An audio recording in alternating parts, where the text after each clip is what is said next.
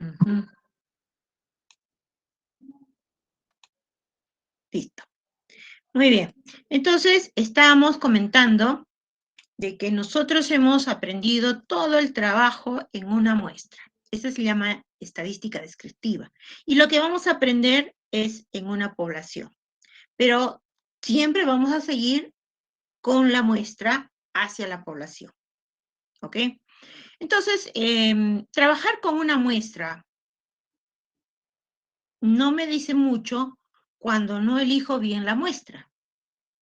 Esta muestra tiene que cumplir ciertas características, creo que eso también lo comentamos en una oportunidad. Tiene que ser una muestra representativa de la población. Esta muestra representativa cumple ciertas características, no es que de repente ustedes recuerdan su trabajo de investigación, hemos elegido una muestra, bueno, más o menos próxima, no precisa. Ahora sí, hay fórmula para encontrar el número apropiado de muestra. Entonces, en el informe ustedes van a presentar, van a decir, bueno, nos corresponde una muestra de 180, pero eso no quiere decir tampoco que los 180, pues, los reúnan, ¿no? Yo sé que no es posible los 180, pero ese cálculo tiene que estar ahí, que ustedes necesitan 180. Y que se quedaron con 80, bueno, se quedaron con 80, y que hacen sus procesos con los 80. Pero tiene que haber el cálculo del verdadero número de muestra que se requiere. Hay fórmulas para ello. Eso es lo que se estudia en este curso. Bueno, entonces, como nosotros elegimos una muestra, tenemos que saber qué tipos de muestreo hay, ¿no? ¿Cómo es la mejor forma de hacer un muestreo? Entonces, hacer un muestreo y los tipos de muestreo, eso es teoría, así, clasificando cómo funciona cada tipo de muestreo. Eso es teoría. Pero muy aparte de ello, elegir la muestra me permite ya trabajarla, como la hemos aprendido con los estadísticos de la media, la desviación estándar, y otros más, ¿no? Mediana, la moda, los cuartiles, los deciles, los percentiles. Hemos analizado la curva normal con las distribuciones con la distribución normal, todo eso, ¿no es cierto? Bueno, pero solamente nos vamos a ocupar de estos tres elementos: la media, la varianza y la proporción. Entonces, con estos tres estadísticos, que cuando forman parte de la población se llaman parámetros y tienen otra nomenclatura, vamos a estudiar cómo se forma una distribución muestral. Si estoy con la media aritmética, que es la media como parámetro, se le llama así, voy a hablar de la distribución de la media muestral. Sí, dígame. Profesora, creo que se está apoyando de diapositivas y no está compartiéndolas. A ver, no, estoy en el sílabo. ¿Lo observan el sílabo? No, no, profesora. Ya, vamos, estoy en el sílabo, gracias. A ver. Ok. ¿Por qué? Porque si estaba dejando de presentar, voy a cerrar. Cuando he entrado a grabar, ahí se me ha salido. Ya. ¿Sí? Estoy en el sílabo. ¿Ahora se observa, Carlos? Sí, profesora, se observa Ya, bien. perfecto, gracias. Entonces, les decía, estamos hablando de estos estadísticos, de la media, la varianza y la proporción, y entonces tendríamos aquí la distribución de la media, porque estoy en una población, Pero de repente estoy en dos poblaciones, entonces voy a tener dos parámetros de la media. Por tanto, con los dos, ¿qué puedo hacer? La diferencia de medias muestrales. El otro parámetro, que es la proporción, también la vamos a estudiar, la distribución de la proporción. Si estoy en una población.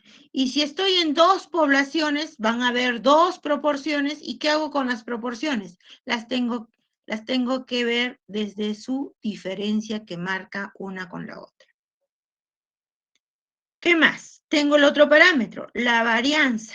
Muy bien, y entonces también se forma la distribución de la varianza.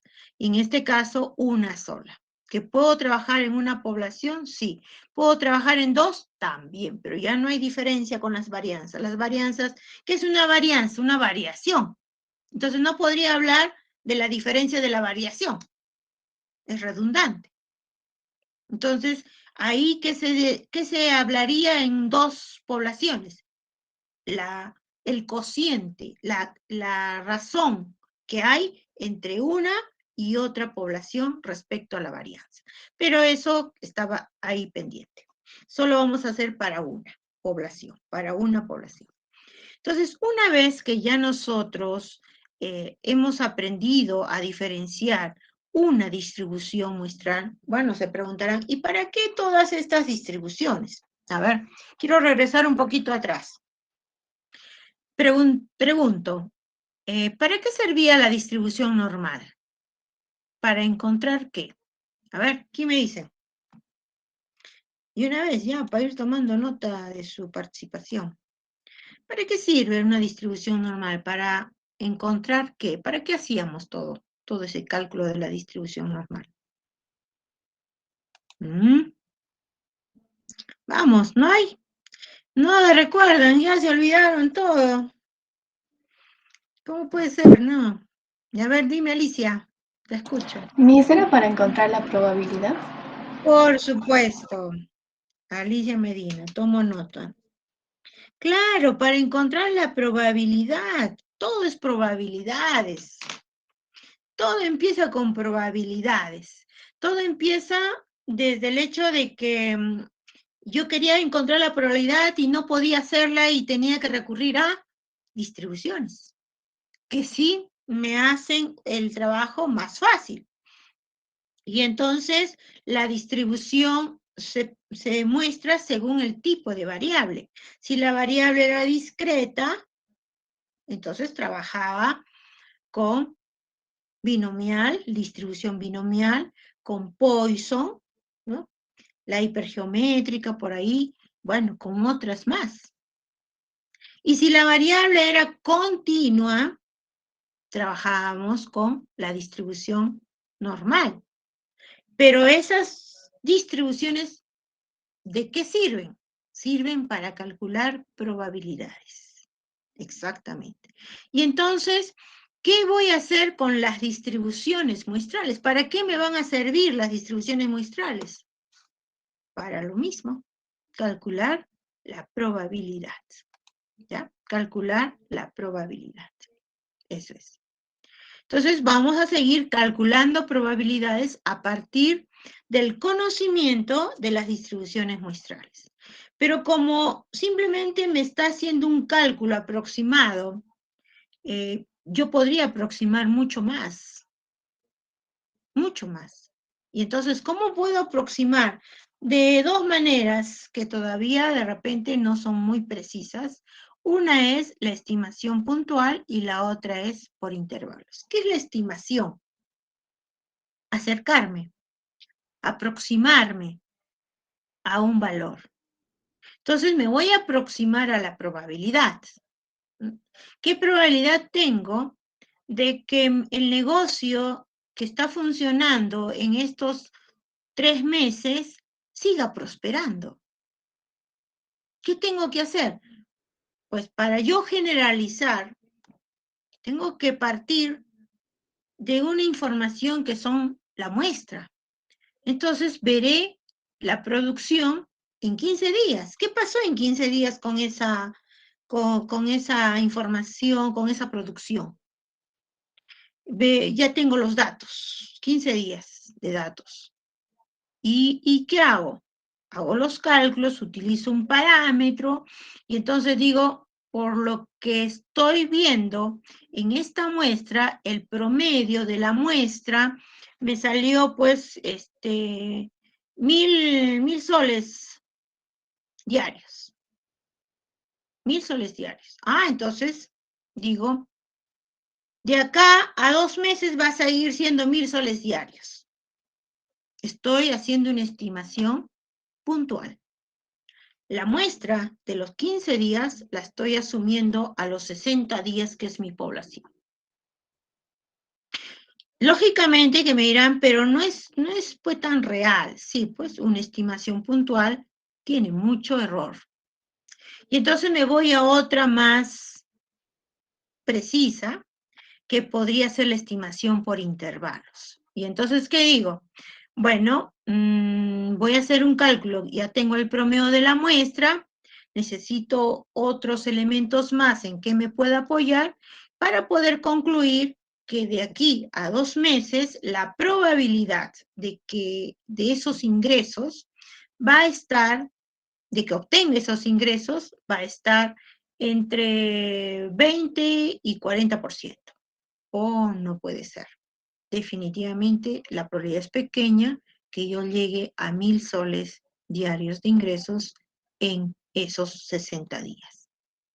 Pero de repente hago los cálculos según la muestra y resulta que ya no está entre 20 y 40, está entre 60 y 80. ¿Eso qué me dice entonces? Que sí tengo buena probabilidad de que de aquí a 60 días ese negocio prospere, porque se va a mantener en 1000 soles o quizás más. ¿De acuerdo? Entonces, hay 2 tipos de estimación, la puntual y por intervalos. Pero eso va a depender de qué tipo de estadístico estoy trabajando. Entonces, yo puedo trabajar el estadístico de la media y hablaré de un intervalo de confianza para la media. Puedo trabajar la proporción y hablaremos del intervalo de confianza para la proporción. Y fíjense que hay elementos de por medio que necesito también reforzar para poder diferenciar cuándo uso la media y cuándo uso la proporción. Y si tengo de repente 2 poblaciones, hablaré del intervalo de confianza para la diferencia de medias. O, en todo caso, para la diferencia de proporciones, si tengo 2 poblaciones. Y por último, en una población puedo hablar del intervalo de confianza para la varianza. Entonces, vean qué es lo que ha sucedido. Al comienzo estoy hablando de la distribución. Distribución para la media, distribución para la proporción, distribución para la varianza. Y cuando sigo intentando buscar una aproximación de las probabilidades, lo voy a hacer por estimación de intervalos. Entonces lo hay también para la media, también para la proporción y también para la varianza. ¿Ok? Entonces es lo mismo.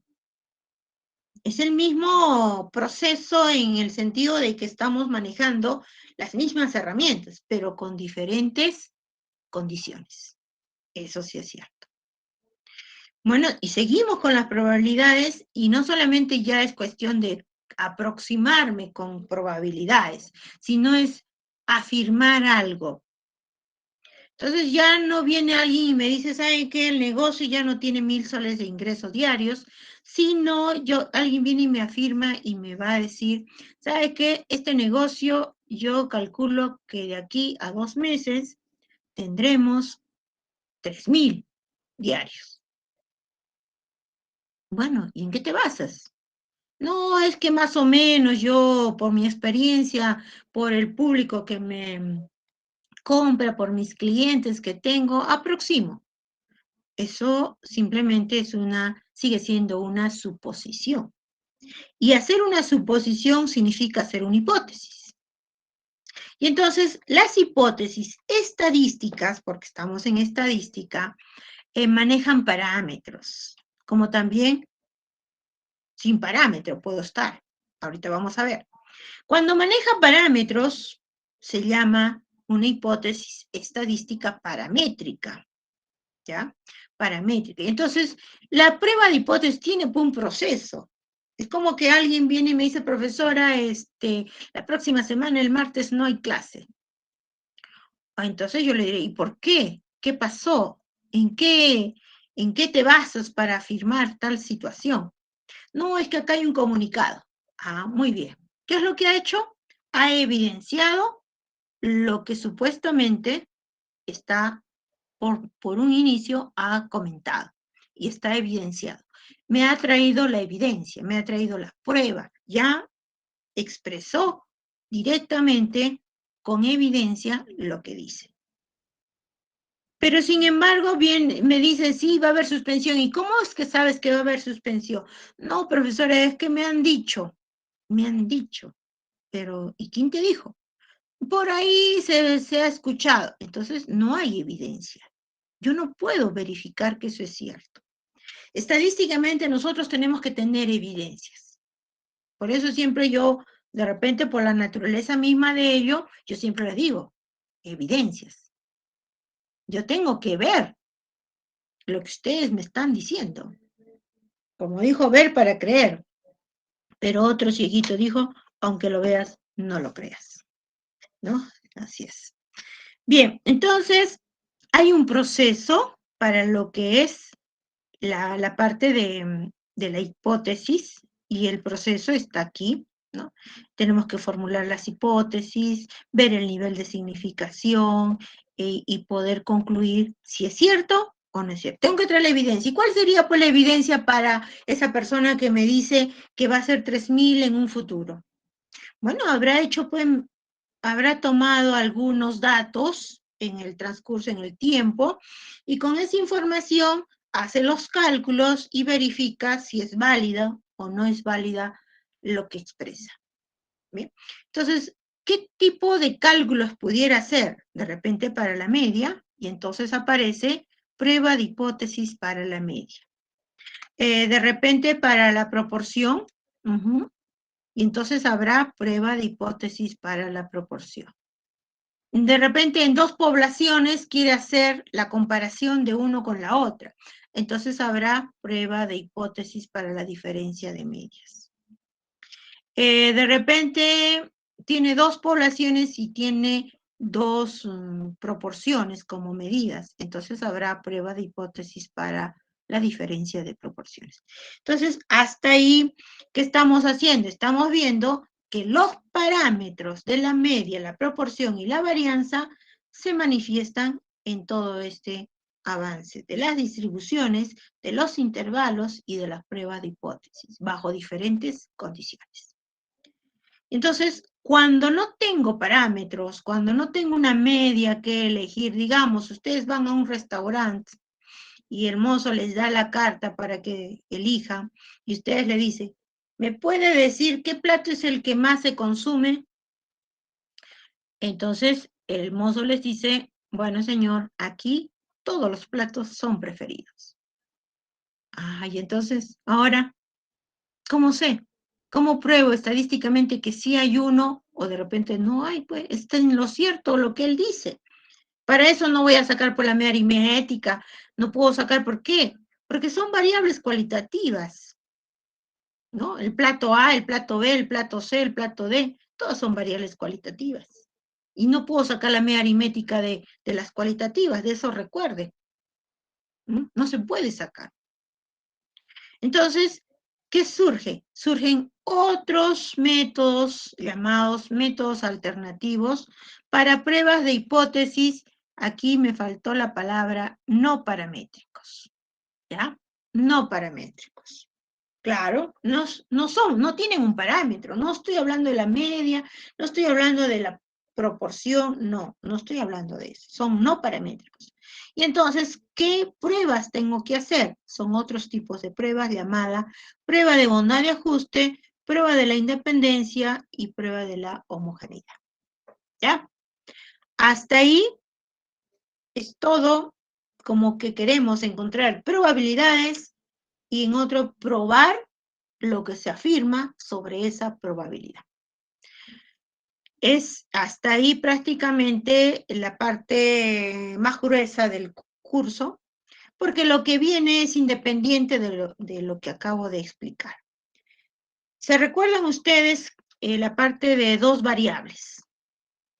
Regresión, relación entre dos variables, ¿sí? la edad y el tiempo de servicios, por ejemplo. Entonces, la relación entre dos variables cuantitativas, porque también las hay cualitativas y las hay de cualitativa con cuantitativa. Sí, a ver, alguien quería entrar, creo. Bueno, ya fue denegado. Que si no entran con su correo, no van a entrar, chicos. Solo con su correo. Ya, con su correo. Ya, sigamos. Entonces, hablando de esas dos variables, ¿ahora qué va a pasar? Sucede que una de ellas debe ser el tiempo, ¿ya? Una de ellas debe ser el tiempo. Entonces, cuando una de ellas es el tiempo, se llamará o formará una serie de tiempo. Dígame, Jan. Jan, te escucho. Ya, no hay problema. Ya, siga nomás. Entonces, surge ahí lo que se llama el análisis de esa serie de tiempo, porque una es el tiempo y la otra puede ser cualquier variable. Producción en 3 años, ya el tiempo, y cómo ha ido la producción mes a mes o año a año de repente, ¿no? La producción de una empresa en determinado tiempo. Siempre va a estar tiempo como variable. Entonces, esas series hay que analizarlas, por eso se llama el análisis de la serie de tiempo. Y una vez que analizamos, podemos pronosticar, sí, pues yo puedo pronosticar qué puede pasar al otro año, o qué puede pasar el siguiente mes, o qué puede pasar en el siguiente trimestre o semestre, según la forma en que se muestra el tiempo, ¿no? Según el periodo de tiempo. Entonces, ahí vamos a ver los componentes de esa serie. Vamos a hablar sobre los métodos de suavizamiento, o sea, cómo suavizamos esa curva que tiene muchos picos, altibajos. Hay que suavizarla para poderla estudiar mejor, ¿ya? De eso se trata el curso Jóvenes. Así que no es nada complicado, está bien organizado como para que ustedes sigan con la misma secuencia en cada caso. Y cuando me refiero en cada caso, me estoy refiriendo en cada parámetro. Muy bien. ¿Qué más tenemos por aquí? Como han podido observar, están las evaluaciones parciales y las prácticas calificadas.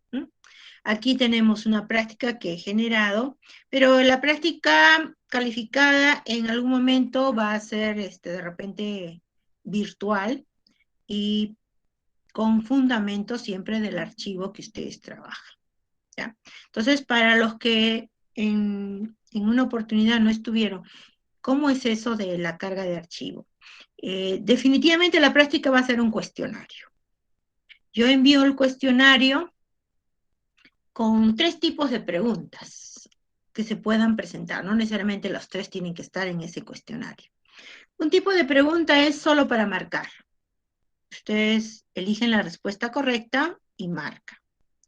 Otro tipo de pregunta es cuando ustedes tienen que escribir su respuesta, solo la respuesta, solo escribirla, nada más. Otro tipo de pregunta de cuestionario es cuando les digo, escriban su respuesta y van a subir el archivo. Pero esa carga de archivo no se hace en el cuestionario. El cuestionario tiene un tiempo, por tanto, ustedes es como que resuelven un examen presencial, ¿no? Yo les doy la hoja del examen y ustedes van resolviendo y de repente han marcado su respuesta, pero ahí tienen su proceso, tienen ahí su cálculo. Ese proceso lo separan y si desean después lo reacomodan mejor porque van a cargarlo en otra actividad llamada tarea. Ahí es donde se carga el archivo correctamente a esa respuesta que han dado en el cuestionario, porque el cuestionario se cierra en su momento y tienen adicional 10 minutos para cargar el archivo. Primera situación, el archivo debe coincidir con su respuesta. Solo así es válida. Que marqué la respuesta pero no subí archivo, no vale. No vale. Que marqué la respuesta pero me equivoqué y ahora está subiendo el archivo correcto. No vale. ¿Ya? No vale. ¿Cuándo es válido? Cuando la respuesta coincide con el archivo. Y este archivo no es copia de ningún otro archivo. ¿Ya? Bajo esas características.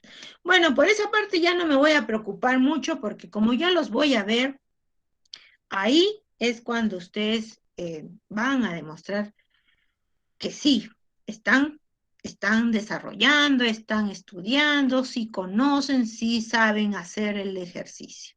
¿Ya? Por esa parte ya no hay mucha preocupación. Bien, al respecto de las evaluaciones, van a ser dentro de las fechas que se han programado para todos. Por ejemplo, la evaluación parcial 1 está de aquí a 6 semanas. Por eso se ha programado. Como pueden ver, aquí está mejor, en la 6ª semana. ¿Ya? Ahí está en la 6ª semana. Y como va a ser que esa semana suspenden todos solamente evaluaciones, eso significa que no va a haber avance, ¿ya? Pero no va a haber un avance, ¿cómo se dice? De contenidos. El avance va a estar ahí, en su aula virtual, ustedes van a tener ya el curso por adelantado, ¿no? Pero no vamos a tener de repente el tiempo como para ocuparlos, al contrario, ese tiempo va a ser para ustedes, puedan ustedes preocuparse de sus exámenes que tienen en esa semana, ¿no? Entonces, eso significa que no me esperen a que yo explique. Ustedes van a tener el material, tienen que avanzar. Ya miren, 2 años de experiencia. Ya ustedes son autodidactas, ya especialistas. Todos hemos aprendido a estudiar solos, ¿no es cierto? La necesidad nos ha llevado a eso. Así es, a estudiar solo, a saber lo que tenemos que hacerlo, cómo hacerlo, listo. Entonces yo definitivamente siempre les digo, consulten, pregunten, hay dudas, yo se las resuelvo. Y vamos a estar en algún momento de la semana pues en clase y de repente ahí es el mejor momento para ello. ¿Bien? Ok, entonces, en el transcurso, por ejemplo, vamos a hablar de la primera fase. ¿Cómo va a ser la primera fase? La primera fase tiene su nota de evaluación parcial, que sale con el examen directo, ahí no hay problema, y la evaluación continua. ¿En qué va a consistir esta evaluación continua? 3 elementos. 1, avance del trabajo de investigación. 2, participaciones. Participaciones. ¿Qué tipo de participación? Oral o escrita. ¿Cuál es la oral? Cuando yo los llamo directamente, esa es la participación oral. ¿Y cuál es la escrita? Aquella participación en chats que yo pudiera preguntar, pero que solo voy a considerar las respuestas correctas. Ahí, en ese tipo de participación. Las incorrectas, no hay problema. Hago de cuenta que no participó. Todavía no participó. Pero le queda otra, que es la que yo llamo. Esa sí es obligatoria. Siempre una vez tengo que llamarlos a ustedes. Si no es aquí, será presencial. Si no es virtual, será presencial. Pero tengo que tener las herramientas para poder asumir una nota. Y tercero, es la práctica calificada que aquí se registra. Este es un cuestionario que sí o sí van a tener que darlo. ¿Ya? Esos 3 elementos promedian la evaluación continua. ¿En el mismo porcentaje? Sí, en igual porcentaje. ¿Ya? Bien, En la segunda fase debemos tener también una práctica, tendremos el segundo avance, de repente ahí está, y nuestras participaciones también. Esas son las que no van a eliminarse, las participaciones en clase, presencial o virtual. Y por último, en la tercera fase, evaluación parcial está ahí, y la continua es promedio de su trabajo del TIF, de investigación. Directo va continua, ¿ya? Directo va continua, porque ya se aplicó todo, ya se aprendió todo. Para los que no conocen del TIF, ya. Empezando, vamos ya a agruparnos de a 6, vayan formando sus grupos por afinidad o de repente al final si nadie tiene grupo ya se agrupará. Carlos, por favor, vas tomando nota de los grupos de a 6, ¿ya? Y vayan eligiendo el tema de investigación. Aquí abajito lo refiero, se refieren algo, ahorita lo explico, para que puedan trabajar de antemano, ya ir viendo qué puede darse. Ya. Entonces, continúo con el sílabo. Si hay algo pendiente, al final me comenta. En cuanto a la evaluación continua, como les digo, están las participaciones orales o escritas por chat, así es, de las cuales solamente considero las correctas. Y no se preocupen si están incorrectas, ahí sí no hay problema. Pero cuando yo haga la participación oral, sí, como ustedes me respondan, es la nota que tiene. Si está bien, perfecto. Y si está mal, también perfecto, porque igual la registro. Tenemos participación también en el foro, vamos a intentar en esta vez, y las exposiciones del TIF, que son a lo largo de todo el curso, ¿no? ¿En qué consiste esta exposición del TIF? En las preguntas del TIF. No necesariamente es en el trabajo de exposición. No, no, no. Eso va a seguir llevándose bajo la misma modalidad anterior. ¿Cuál va a ser la situación? Ustedes, para la nota de la tercera fase de evaluación continua, deberán tener lo siguiente. Primero, el TIF contiene el informe final, con todo lo que ya hemos dicho. 2, el archivo de Excel, donde van a hacer los cálculos. Cálculos, chicos, cálculos. No voy a considerar si es que copian y pegan. Son cálculos que se hacen ahí. 3, su archivo de exposición, o sea, ya sea un PPT o de repente cualquier otro documento.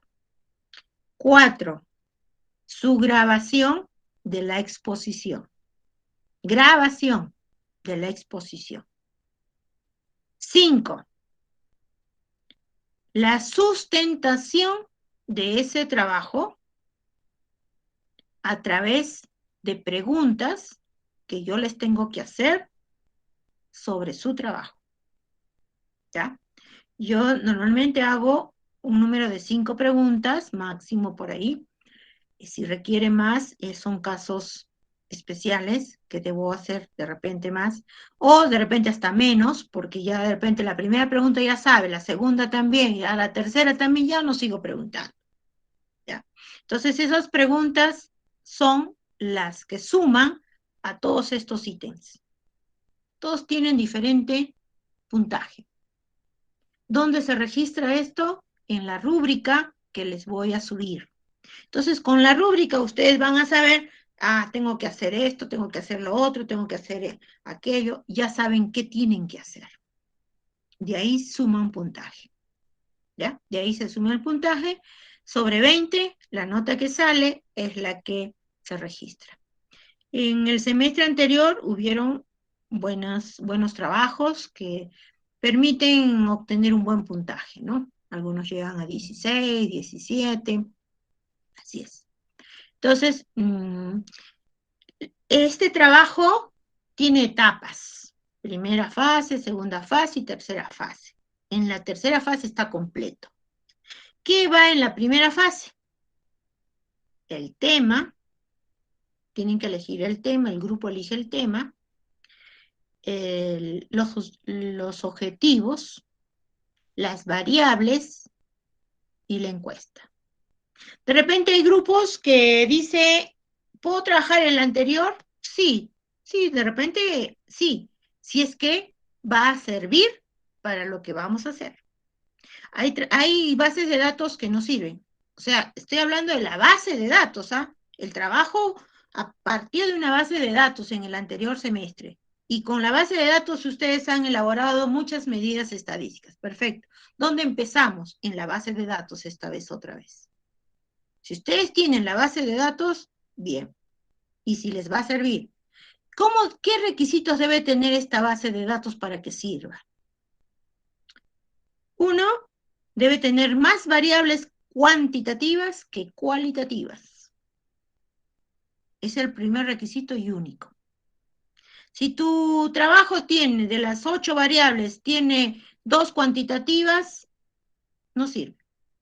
Tienes que volver a empezar. O reformulas nuevamente sobre el tema. De repente, otras preguntas pueden surgir de diferente enfoque, ¿sí? Y sale mejor. ¿Por qué? Como ustedes han visto, todo se trabaja casi con parámetros. ¿Sí? Todo esto es parámetro, parámetro, parámetro. Solo esta es la parte, perdón, ¿dónde está? No paramétrica. Aquí está. ¿Dónde está? Prueba de hipótesis, prueba de hipótesis. Esta es la parte no paramétrica. Estas dos. Estoy en el otro elemento. Estas dos. Imagínense, si ustedes trabajarían con cualitativas, todo lo harían solamente aquí. No me estarían aplicando nada de lo anterior. Nada de lo anterior. Entonces necesitan cuantitativas, porque van a trabajar parámetros. ¿Qué son los parámetros? De la media, de la proporción y de la varianza. Me dirán, pero profesor, la proporción trabaja con cualitativas. Sí, pero no estaríamos poniendo en práctica a la media ni a la varianza. Este trabajo estaría incompleto. Debe ser un trabajo que cumpla con todos esos elementos que hemos trabajado en nuestro curso. Por eso es el TIF, ¿no? Poner en práctica todo. Es más, si ustedes también observan aquí, el trabajo del TIF solo es hasta prueba de hipótesis. Hasta ahí es el trabajo del TIF. La otra parte, yo sigo avanzando y ustedes ya pueden también ya haber concluido por lo anterior y poder ir fundamentando su trabajo. Por eso acá dice exposición del TIF, ya se va implementando la exposición del TIF, la exposición del TIF. ¿Ya? Así es. Esa es la idea general para nuestra parte evaluativa. ¿Qué más? Tenemos las fechas, los porcentajes, que son los mismos del semestre anterior, los requisitos para estar continuando con el curso. Siempre tengan cuidado con lo que se refiere a las asistencias. ¿Ya? No es cuestión tampoco de entrar, marcar y me voy. Porque si te llamo y no estás, esa asistencia está de más. Entonces, eso tengan cuidado también, ¿ya? Y la bibliografía son libros que necesariamente no solo tienen a la estadística inferencial, sino también la tienen a la descriptiva. Son libros completos, está la descriptiva y la inferencial. Así son los libros, por eso. ¿Ya? Así son. Entonces, de todas maneras, esta parte que nosotros vamos a trabajar y corresponde a la estadística inferencial. ¿Ya? A la estadística inferencial. Muy bien, chicos. Hasta aquí. Dudas, consultas, inquietudes sobre nuestro trabajo. Aunque ya creo que la mayoría lo tiene claro. ¿Qué dicen? A ver. ¿No hay preguntas? ¿Inquietudes? Ya. Hablen ahora o callen para siempre, como dice el dicho. Ya. Dígame, Rocío. Disculpe, profesora, ¿de cuántos integrantes va a ser el grupo? 6. 6 integrantes. Habría que ver si encajan. De 6 hasta ahora somos 50. 6 por 7, 6 por 8, 48. Quedan 2. Debo entender que esos 2 pueden integrarse y formar un grupo o 2 grupos de 7. Eso lo puede manejar Carlos, como conoces a tus compañeros, de repente por ahí puedes acomodar lo que falta dentro de 2 grupos de 7 sería, así es. O de repente ya se están acomodando mejor 2 grupos de 7, ya solo para 2, y los demás ya se tienen que integrar 6, 6, 6. Así es. Está bien. ¿Algo más, chicos?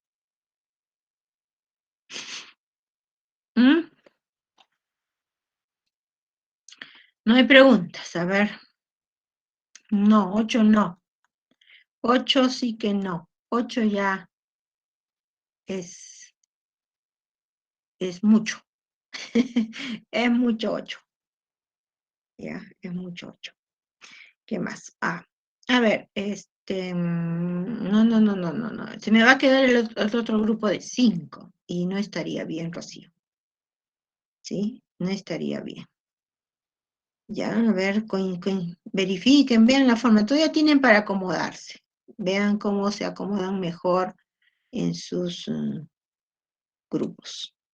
Bien. A ver, ¿qué más les... formulario. No, formulario no. Todavía no. Se van a asustar del formulario. La parte... tablas estadísticas. Eso sí les voy a mostrar. Tablas estadísticas. Eso está ya arriba. Las tablas estadísticas están en su título. ¿Qué es lo que vamos a ver en estas tablas estadísticas? Les voy a recordar que cómo se lee la tabla estadística. Recordar, sí, porque es lo que les había enseñado ya en alguna oportunidad. Claro, es parte del curso anterior. Los que debo entender que los que no han hecho conmigo deben haber hecho con el profesor Mario Torres, ¿cierto? ¿O me equivoco? Y han hecho esa parte de distribución normal, sí han hecho con el profesor Mario. Ya. Vamos a hablar de la tabla ahora, entonces. Vamos a hablar de la tabla. Bien. Les he subido las tablas que vamos a usar en el curso, no solamente en el capítulo, en el curso. Entonces, nosotros manejamos la tabla de la distribución normal, como dice acá, distribución normal estandarizada. Entonces, en un momento yo les pregunté, ¿no es cierto?, ¿qué hace o para qué sirve la distribución normal? Entonces, ustedes me dijeron probabilidades. Efectivamente, esta es una tabla de distribución de probabilidad. ¿Ya? Eso es. Entonces, observando la figura, nosotros tenemos a la distribución normal, que es la campana de Gauss, también así, y donde ven un área representada hacia la izquierda, sombreada a la izquierda de su pantalla, ¿no? Frente a ustedes, siempre la van a ver a la gráfica y sombreada a la izquierda. Lo que significa que esta tabla me está dando valores solo para ese tipo de áreas, porque eso es área. Todo lo que está aquí adentro es un área. Es un área. ¿Y el área? ¿Cómo se calcula el área? Bueno, en cálculo se hace a través de las integrales, ¿no? Que es lo que está aquí abajito. Ahí pueden ver la integral que representa a esa área. Pero resolver esta integral no es fácil y es por eso que ya está resuelta y la respuesta para cada tipo de área es la tabla. Ya está hecha. Lo que significa que todo lo que está ahí adentro de la tabla, todo lo que está dentro de la tabla se llama probabilidades. Todo esto es probabilidades. ¿Ok? Todo lo que está aquí adentro. Pero, ¿qué más hay en la tabla?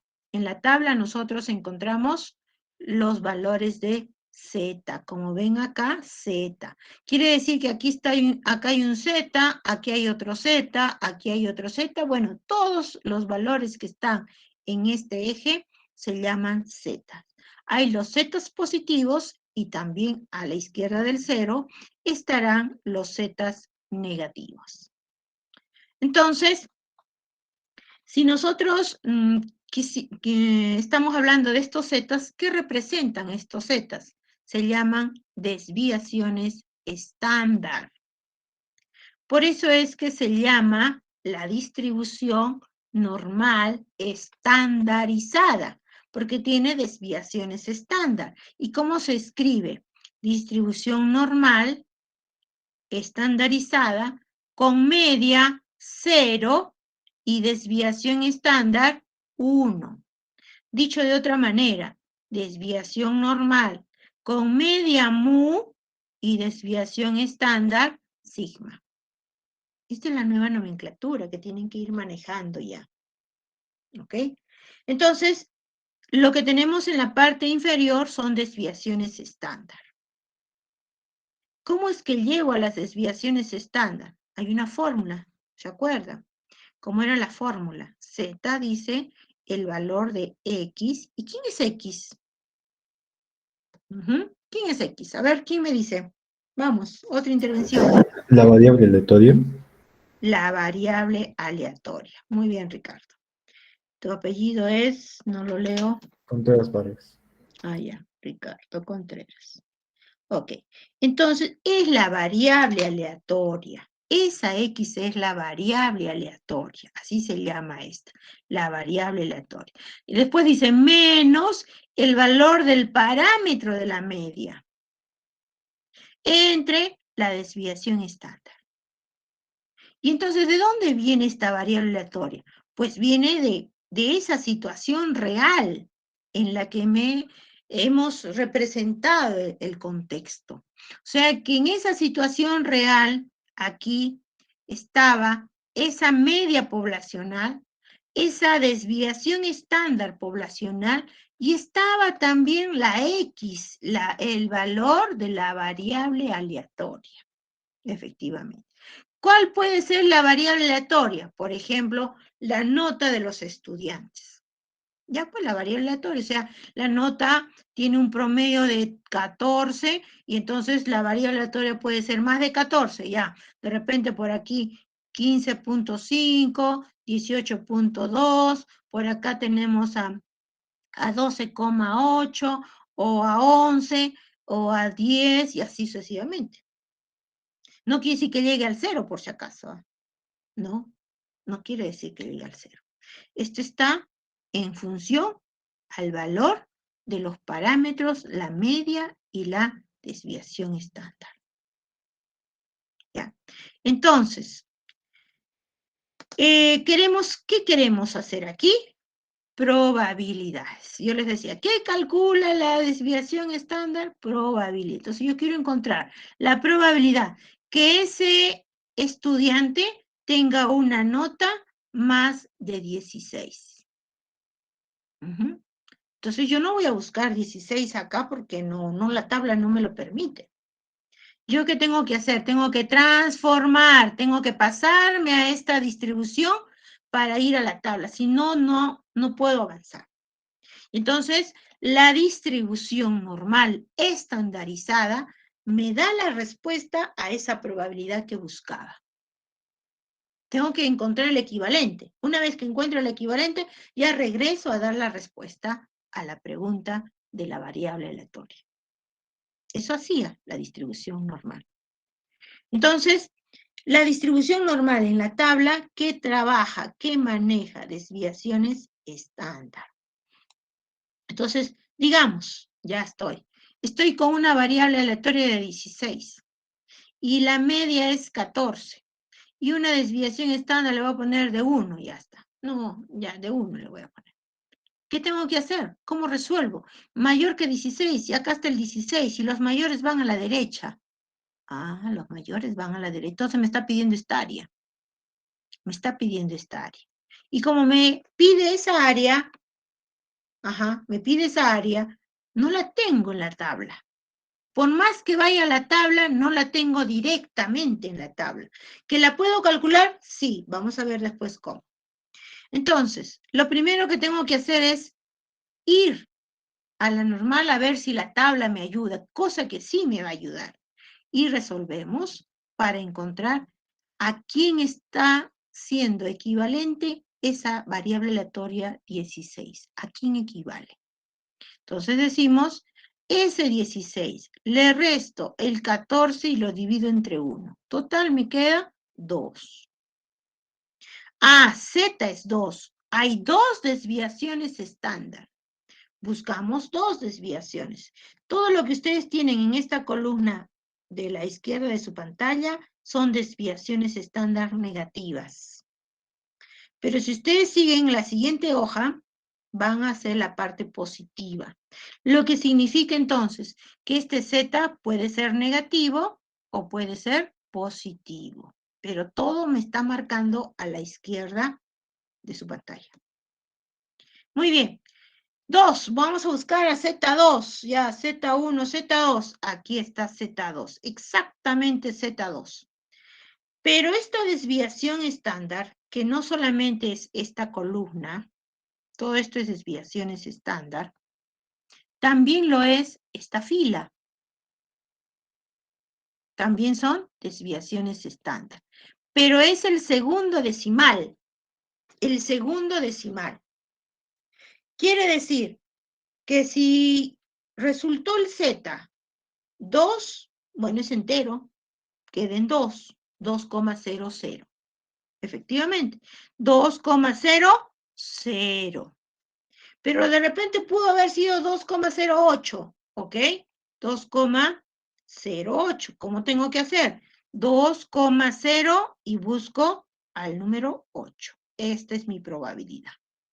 Ojo, pero la probabilidad ¿de quién? De lo que está a la izquierda, pero yo quiero a la derecha. Entonces no es por la respuesta. ¿No es cierto? No es la respuesta. Bien, entonces vamos a ver cómo sería esa respuesta. Muy bien, ya la tengo, 0,9812 por lo pronto, pero ese valor todavía tiene un proceso. Bien, entonces cuando voy al otro lado, va a resultar que este Z2 me está marcando una probabilidad. La voy a poner aquí. Ya, me está marcando así. Me está diciendo que ese X que vale 16, ese X que vale 16, acá se convierte en un Z que vale 2. Y que ese Z en 2 tiene una probabilidad, es esta. Es esta área, porque es para la izquierda. De 0,9812, si no me equivoco. Ya está. Pero necesito la otra. ¿Y qué sabemos por la teoría? Sabemos que toda el área bajo la curva es 1. ¿Cómo se escribe estadísticamente? ¿Cómo terminaría aquí de encontrar mi pregunta? ¿A qué será igual entonces? A la probabilidad cuando el Z es mayor que 2. ¿Qué más? Y sigue el proceso, ¿no? Y sigue el proceso. Vamos a hacer este proceso. Y sigue el proceso diciendo, y eso será igual a 1 menos la probabilidad cuando el Z ya no es mayor, sino menor. Menor que 2. Y continúa el proceso. Eso es 1 menos 0,9812. Y eso es igual a 0, aquí me va a dar 8, aquí me va a dar 8, 1, 0. ¿Está bien? Entonces, esa es la probabilidad. A ver, vamos a ver. ¿Qué tenemos por aquí? Nada. No sé qué pasó. Ya. ¿Hasta ahí estamos? ¿Todos bien? ¿Alguna consulta, duda? No la hay. Ya. Sigamos entonces. Eso significa Eso significa de que ya puedo hablar de la probabilidad, 1,8%. Quiere decir, voy a dar respuesta a la pregunta. ¿Cuál era mi pregunta? ¿Qué probabilidad tengo que yo elija un estudiante y tenga una nota mayor que 16? La respuesta es, tengo una probabilidad del 1,88. Tengo la probabilidad de que cuando yo elija a uno del grupo, esta persona tenga más de 16, pero esa probabilidad es del 1,88, o sea, pequeñita, muy pequeñita, ¿no es cierto? Perfecto. Pero esta es una de las formas de encontrar el área de la derecha. ¿Cuál es la otra forma? Yo creo que algunos ya, o la mayoría, la conoce y la aplicó, ¿no? Más o menos sería así. Cuando yo quiero encontrar el área, o cualquier área de la derecha, debo recordar que hay una simetría. Y la simetría significa que tengo lo mismo en el otro lado. Si acá fue el punto 2, Z2, en el otro lado hay un área igualita. En el otro lado hay un área igualita. Pero como está a la izquierda, es en el Z menos 2. Y esta área es la misma que esta área. Y entonces digo, menos 2, esta área que está a la izquierda, ¿está en la tabla? Sí, menos 2. Vamos a ver, menos 2 está en la tabla. Aquí está, menos 2. Esto es 0,0228. Así es. Ya, entonces, al hacer la resta creo que me equivoqué, o es la misma. Sí, 0,2 era, ¿no? 228. Aquí. Sí, 210, aquí era 2%. Ya está, ahí me equivoqué. Bueno, como siempre les he dicho, tienen que tener la calculadora a la mano. Yo no la tengo, por eso me equivoqué. Ya ven, y espero que a ustedes no les pase lo mismo, que no la tienen y se vayan a equivocar. ¿Ya? Y vean, eso es lo que tienen que evitar. Calculadora deben tener, jóvenes. Su calculadora. En el examen deben tener calculadora y lapicero. Nada más. El celular lo tendrán que guardar, la tablet la tendrán que guardar, que la computadora la tendrán que guardar. Solo van a dar su calculadora, su formulario también, ¿sí? Su tabla también. Así es. ¿Que te necesito ver la tabla que la tengo en mi celular? No, lo siento. Desde ahora prevean eso.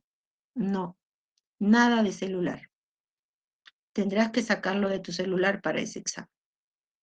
¿De acuerdo? Calculadora y su lapicero y su hoja de formulario o tablas. ¿De acuerdo? Así que la tabla la tengo en el celular. No, no, no. Desde ahora les digo. Y por favor, los delegados y sus delegadas recuerden a sus compañeros. No se admitirá celular en examen. Así me digan, aquí tengo mi formulario, aquí tengo, lo siento. ¿Ya? Por eso les estoy diciendo desde el primer día de clase. Y está grabado. ¿De acuerdo? Bien. Entonces, en ese sentido, ya podemos identificar bien, recordar más que todo, porque esto ya lo hemos hecho. ¿Sí? Lo hemos hecho, estamos recordando. Ya hemos recordado cómo se lee una tabla. Entonces, también puede pasar que nosotros nos digan, tengo una probabilidad del 3,14%. ¿Cuál será la desviación?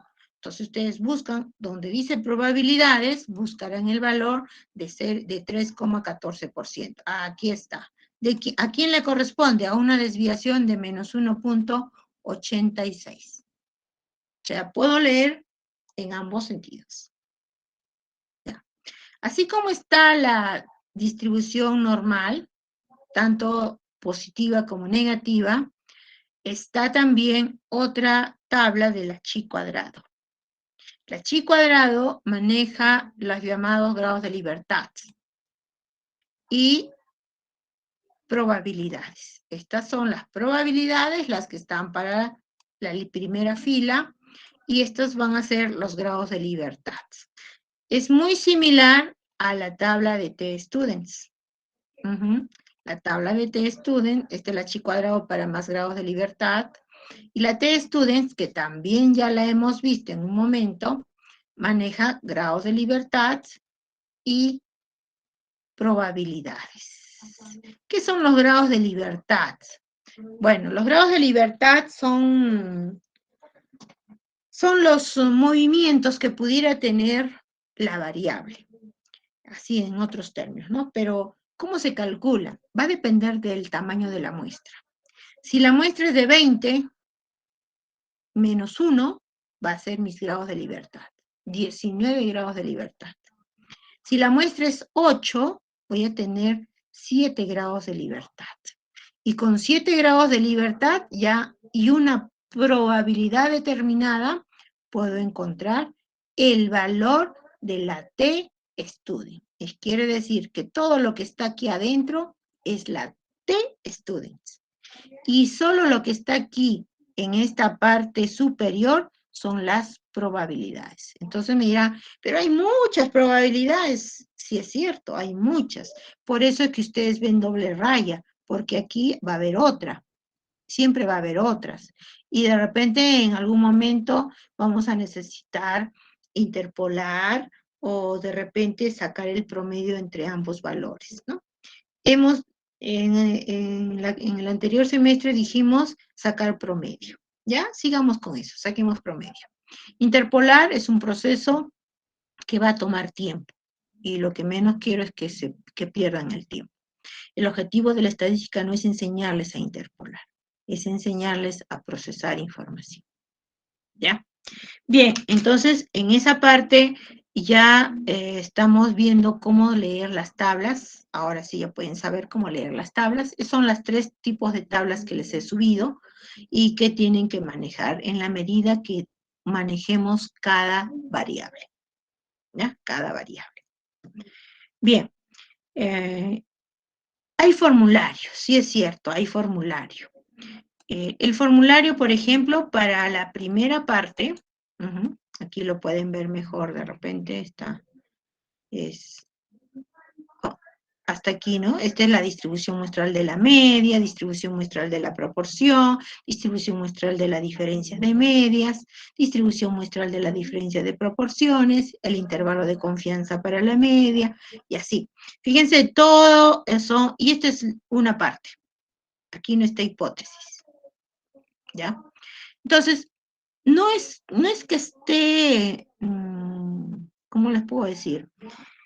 Dificultoso leer. No, se puede leer. Es cuestión de leer. Y yo les voy a hacer leer. Así la tabla. Lean la fórmula. Profesora, ¿has resuelto el ejercicio? Muy bien. Dígame, ¿con qué fórmula utilizó? ¿Qué fórmula utilizó? Me la tienen que leer la fórmula. Me la tienen que decir la fórmula. Solamente leer la fórmula, ¿no? De repente me van a decir, hemos usado la fórmula de la T-Students. ¿Y cómo es esa fórmula? ¿Qué dice la fórmula? Que el valor de la variable aleatoria menos el parámetro de la media dividido entre la desviación estándar muestral y eso a su vez entre la raíz cuadrada del tamaño de la muestra. No me van a decir la X menos la mu entre la S y la raíz de N. No, no, no, no, no, no. Acá todo tiene nombre. ¿Ya? Y es cuestión de, con la práctica van a ver que no es difícil. Miren, por ejemplo, ¿no? Por ejemplo, esta es la distribución muestral y que siempre tiene que ver con Z. Por eso les digo, tienen que manejar las tablas. Ya. ¿Cómo es esto de Z? Aquí tenemos este valor de la variable, de la media, porque están viendo que tiene una X y una rayita. Esa es la media. Pero ahora van a tener que darle un nombre. No me van a decir, ¿y esta qué es entonces? Ah, también es la media. Pero, ¿así? No. ¿Qué media es? Yo sé que aquí se van a quedar de repente un poquito cortos en la frase completa. Porque la frase completa es, las dos son medias. Entonces, ¿de cuál estamos hablando? De la media muestral. Muy bien. Entonces es esta. Y cuando miro a esta, ¿qué le tengo que decir? La media poblacional. Pero, como estamos hablando en la parte de parámetro, entonces hay otra nomenclatura más, que es la media poblacional, pero si quiero llamarle muestral, va abajo el subíndice. ¿Ya? Eso es nomenclatura que hay que manejar. De repente algunos libros lo van a escribir de otra manera. De repente sí. Por eso es que les digo, tienen ustedes que aprender su nombre de cada uno de los elementos, para que cuando ya la reconozcan, a donde vayan a leerla, ya saben la estructura de esa fórmula, que es lo mismo, que va a ser lo mismo. ¿Ya? Ok. A ver, un ratito. Por ahí las clases del otro lado se han filtrado. Pero solo puedes repetir cuál es el nombre de la media muestra que tiene el coeficiente X. Ya, está bien, Jordi.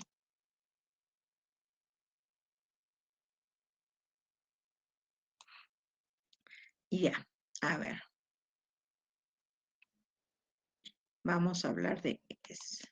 Ya, yo les decía, ok, que cuando nosotros hemos aprendido hasta aquí, sabemos ya diferenciar que este es el parámetro de la media. ¿Y qué quiere decir parámetro? Quiere decir población. Eso es lo automáticamente ya tienen que saber diferenciar. Parámetro y estadístico, población y muestra. Y tienen que saber este de aquí, este de allá. Eso es lo primerito que tenemos que aprender, ¿ya? En los ejercicios se van a dar cuenta, por eso es importante que le pongan bastante énfasis a eso de diferenciar. Entonces yo les decía, esta es la media poblacional y se llama parámetro. Esta es la media muestral y se llama estadístico. Pero como todo vamos a hablar en la población, entonces esta expresión es la media muestral también. Media muestral. ¿Y la media poblacional cómo se va a quedar? Simplemente mu. Y la media muestral así, la poblacional así. Entonces, ¿qué hemos dicho nosotros en un inicio de la distribución muestral? Se escribe así, es la distribución normal, la normal, n, con una media mu y una varianza, sigma. Muy bien. Pero esto es cualquiera, bajo cualquier característica me refiero. Bajo una media mu y una varianza mu. ¿Quién? No sé. Tengo que encontrarla. ¿Y cómo se encuentra? Según las características. ¿De quién? Del contexto. Entonces, en una muestra, yo voy a poder hablar de una media poblacional y de una varianza poblacional. ¿Ya? Perfecto. En una muestra voy a inferir. Pero cuando me habla de la distribución muestral, de la normal, ¿cuál es esa? Perdón. Es la distribución normal en la media muestral y la varianza muestral. ¿Se dan cuenta que es diferente? Es diferente, porque este es netamente de la población. ¿Y esta de quién es? De una determinada muestra. Por eso se llama media muestral, varianza muestral. Es por eso que esta nomenclatura va a variar según sea el valor del estadístico con el que trabajo. Entonces yo tengo que encontrar, pues, quién es, quiénes son esos valores, cómo se encuentran. Para eso están las fórmulas. Entonces aquí, si ustedes observan, miren, la fórmula dice, si estoy en esta variable aleatoria, esta media muestral, que se asemeja, que es semejante, ese es el símbolo, esa forma de curvita, ese es el símbolo de semejanza. Es semejante a la distribución normal, con media muestral, mu, y varianza muestral, sigma. Y como es semejante, tiene una fórmula de transformación. ¿Cuál es la fórmula? Z es igual al valor de la variable, de la media, menos el de la media muestral entre el error estándar. Aquí viene otra palabra, ¿ve? Desviación estándar. Error estándar. Luego vamos a ver esa diferencia cuando hablemos del tema. Pero este sigma es desviación estándar. Y no nos olvidemos, ¿qué es una desviación estándar? Es una variación. Una variación. Pero en la muestra. En la muestra. Y entonces, ¿cómo la voy a encontrar esta distribución normal? Dice, para encontrar este primer término, este primer coordenada, acá dice, la primera coordenada va a ser igual a la media de la población. Ah, ya, perfecto. Entonces, si a mí me dan la población, la sumo, me dijo que la media poblacional es 15, entonces la media muestral 15, ya está, ya le llené el valor ahí, 15. Entonces, es una distribución normal con media 15, ya está, ya la tengo la primera. Segunda coordenada ahora. La segunda coordenada tiene fórmula. Esta es la segunda coordenada y esta es su fórmula. ¿Qué dice? ¿Qué tengo que saber? Tienes que saber la varianza de la población y dividir entre el tamaño de la muestra. Ya está, perfecto. Haces el cálculo y tendrás la segunda componente. ¿Qué distribución tiene entonces ese ejercicio? Tiene una distribución normal con media 15 y varianza, qué sé yo, 2,8. Ya está, se me ocurre. Ya está resuelto el ejercicio. Ahora, ¿qué queremos? ¿Y para qué me sirve la Z? ¿Para qué era la Z? ¿Para encontrar qué? ¿Qué hemos dicho? ¿La Z de dónde viene? De la distribución normal. Entonces, ¿para qué me sirve la Z? Para encontrar probabilidades. Y aplico las probabilidades. Y entonces ya está usada esta fórmula. Y entonces me dirá, ¿y esta que está al lado? ¿Cuándo se usa? Ahí está la diferencia. Díganme ustedes, ¿quién era N mayúscula y quién era N minúscula? ¿Cuáles son los nombres? ¿Quién me dice? Vamos.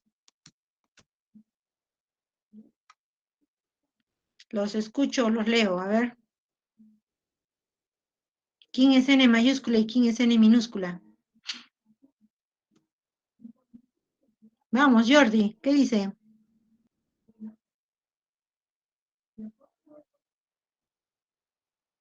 ¿No está? Creo que sí. Sería Dime. muestra sería N y N es la población. Claro, tamaño de muestra, así es.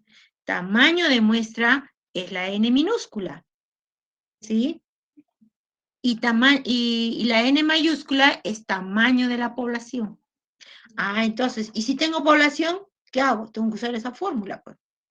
¿Se dan cuenta? Son diferentes situaciones. Lo vamos a ver con calma, ¿ya? Lo vamos a ver con calma, pero ya se están dando cuenta que todo ya está resuelto en el formulario. Solamente hay que identificar quién es quién y saber leer en cada caso las condiciones. Es más, si ustedes ven desde este lado izquierdo, dice varianza conocida o desconocida. Y si la desconozco, ¿qué pasa si mi población es más de 30 o si es menos de 30? Son todas las condiciones. Cuando ustedes tengan un ejercicio, tienen que ir descartando las condiciones, o en todo caso, tomando nota de los datos y ver a qué situación se asemeja. Muy bien, chicos. Creo que hemos hecho una buena introducción respecto a la parte del primer tema. Yo les voy a pedir, léanlo. Es el muestreo. Esa parte es teoría. Fácil, distinguir, simplemente tienen que identificar el muestreo, cómo se hace, qué significa un muestreo y qué tipos de muestreo hay, ¿ya? Porque esa parte rápidamente la vamos a pasar la próxima clase y me voy a dedicar a la parte de la distribución, porque eso sí tiene un poquito más de... Es el comienzo, todo está en el comienzo. ¿Lo entendieron? El primer parámetro, más fácil. La media es un poquito nada más, digamos, extensa, porque tiene condiciones. La proporción no, la varianza no, o sea, es más rápido todavía, menos condiciones. Ese formulario sí lo voy a subir, Lucero, al Dutic, ¿ya? Sí lo subo. Voy a subir el formulario, voy a subir también ya los ejercicios, vayan resolviendo los ejercicios, chicos. Es importante que los resuelvan porque de esa manera van a ir midiendo ustedes dónde me quedé, por qué me quedé acá, no sé, qué más sigue, qué no entiendo esta parte. Eso es lo que me tienen que preguntar en clase. Eso es lo que me tienen que preguntar. Muy bien, chicos. Es creo todo por hoy. Si no hay preguntas, nos quedamos aquí. Si hubiera preguntas, díganme alguna situación de duda que tuviera. ¿No hay preguntas?